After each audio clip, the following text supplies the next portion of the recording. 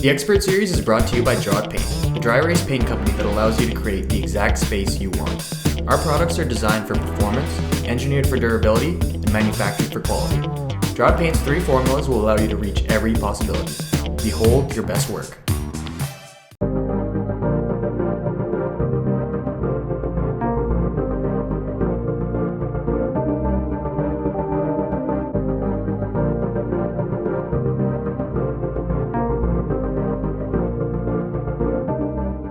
I think one of the things that has really given a lot of people all over the world an opportunity to grow is the advancements within technology and social media. Mhm. How's that kind of affected your life and even your career?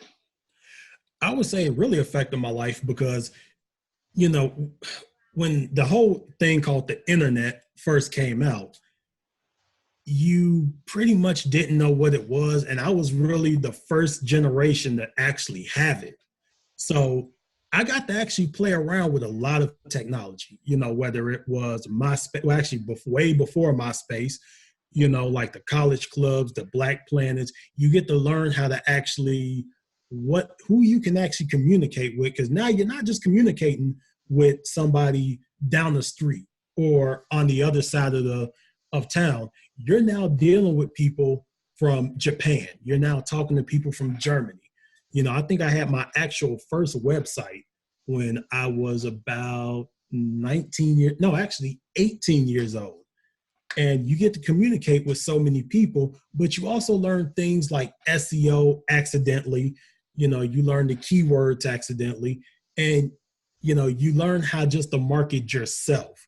And that's what social media really is, whether you're a real estate agent, you're one of these Instagram models or Instagram, seller of something. You're marketing yourself first. People don't see the product first. They see you first. They don't see the house. They see me. And when they see me, then they start learning about the house. But I have to sell to you first. And that's what technology has done is it's taken, I don't have one around me, but it's taken real estate agents out of that thick phone book that some people used to stand on so they can be like 5 inches taller in a photo or a video. And we're now in front of them online every day. All they have to do is type in real estate agent, realtor, or whatever, and we're right there in front of them. That's something technology did that, you couldn't do that 30 years ago.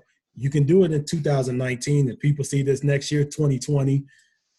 But I would say the biggest thing technology did for me was allow me, not just in Alaska, not just in Florida, not just in Washington, but I can talk to people in Russia. I can talk to people in Japan. I can talk to people in Dubai. I can talk to people anywhere in the world about real estate where I am. And I can get clients from anywhere. Yeah, I saw through your Instagram that the Semperfi home guy has actually gone global. I saw him in a Mountie uniform, of course, alluding to Canada. How rewarding is it knowing that your brand has gone to all sorts of countries throughout the world? It's actually scary because, well, it's not really scary. It's cool, but it is scary at the same time because it's one of those things where there's going to be people that's always going to tell you, stay local. Don't move, don't move past a certain area. But you got to do it because that's the way the market is today. It's a global market where we are now, the planet is still the same size, but we're now more connected. You are probably 3 people away from knowing the president of the United States. You're probably 3 people away from knowing the prime minister of Canada. I like his hair, by the way. He's got really good hair. I mean, so do you, but he's got really good hair.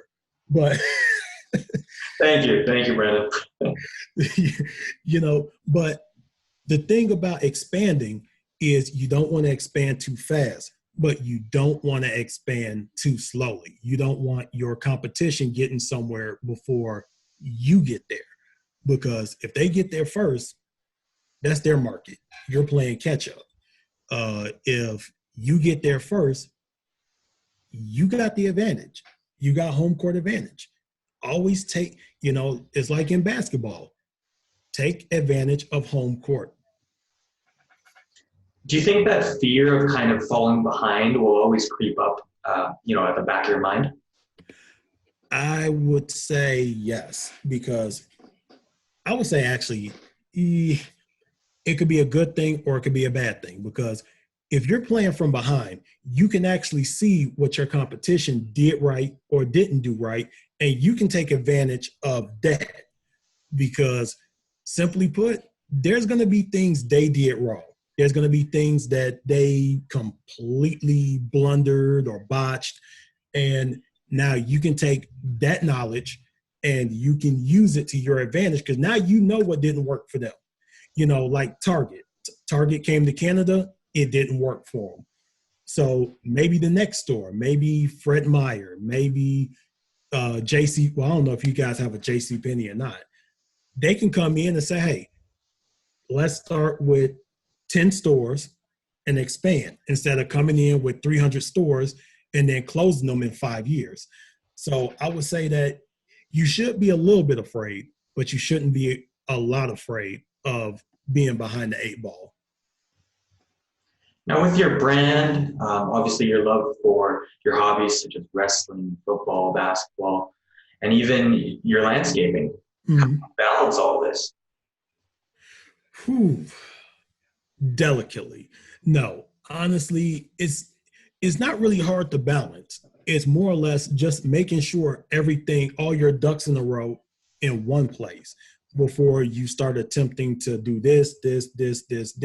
And you can't devote too much time to any of that, because the second you do, you're letting something fall through the cracks in real estate or whatever your main job or your main career is.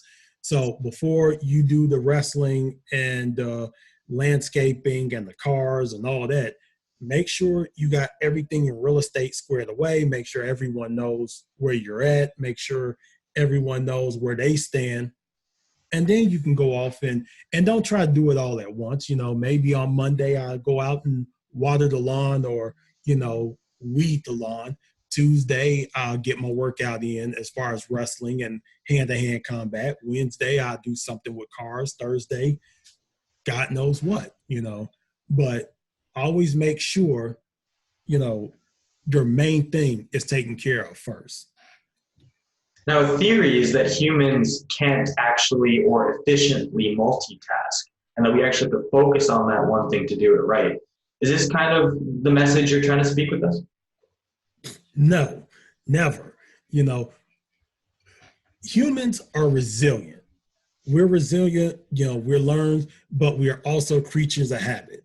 So if we're only used to doing one thing at a time, that's all you're going to do is one thing at a time. If you can, yes, you got to know how to master one thing before you move on to something else, but there's nothing wrong. And it's like an analogy I used yesterday. I actually used this analogy on Facebook. People will tell you to focus on one thing at a time, but you also got to understand that while, that we haven't even blasted off from the earth yet, and Apollo was being planned as Mercury was being planned as well. Actually, Mercury wasn't even a thing yet, and Apollo was already being, started conceptualized, and we had drawings for how to get to the moon. So don't let anyone tell you you only have to focus on one thing. Now, there's going to be steps to get to where you want to be, but no, you don't have to just focus on one thing. Now, we can also delegate certain things out to other people. So, NASA didn't build the rocket, Rocketdyne, Boeing, McDonnell Douglas, they helped, Diacult, whatever. They built the rockets. They built the engines because NASA delegated that out. So that's what you have to also learn. Yes, master something, but also know when to delegate things out, and that can help you multitask. But there's nothing wrong with multitasking at all. I mean, if you don't multitask, you're going to be doing one thing until you master it. And what if it takes you 10 years to master that?